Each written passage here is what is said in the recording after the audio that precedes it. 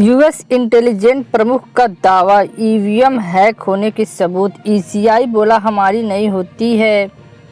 America के national intelligence director तुलसी गवार्ड ने EVM पर दिया बयान के बाद भारत के चुनाव आयोग ने प्रतिक्रिया दी है।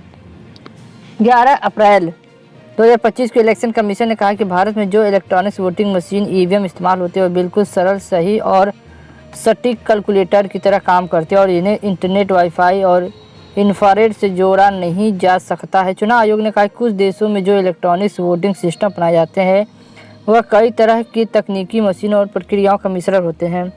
उससे निजी नेटवर्क और इंटरनेट का भी इस्तेमाल होता है। आयोग ने कहा कि भारत की ईवीएम इन सबसे अलग और पूरी तरह से सुरक्षित है।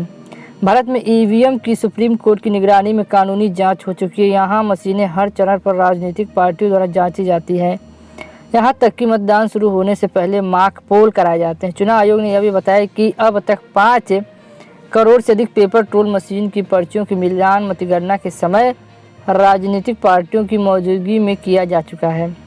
आयोग ने बताया कि 11 अप्रैल को तुलसी गवार्ड ने कहा कि अमेरिका कैबिनेट के पास इस बात के सबूत हैं कि इलेक्ट्रॉनिक्स वोटिंग सिस्टम लंबे समय से हैकर के जरिए असुरक्षित है और इनका इस्तेमाल वोटिंग के नतीजों को बदलने में किया जाता है।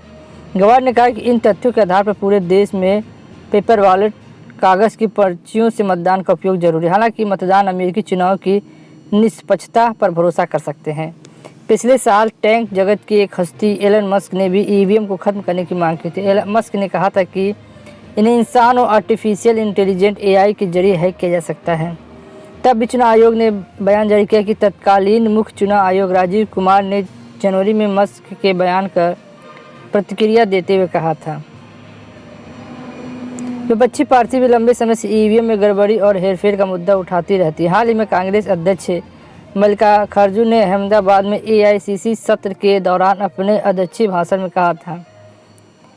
हालांकि चुनाव आयोग विपक्ष की मांग को भी खारिज करता है और ईवीएम का बचाव करता रहता है। पता नहीं क्यों। अपना कमेंट करके जरूर बताएं। इसके लिए बस इतना ही। फिर मिलते हैं नई वीडियो में। जय हिंद, जय भारत।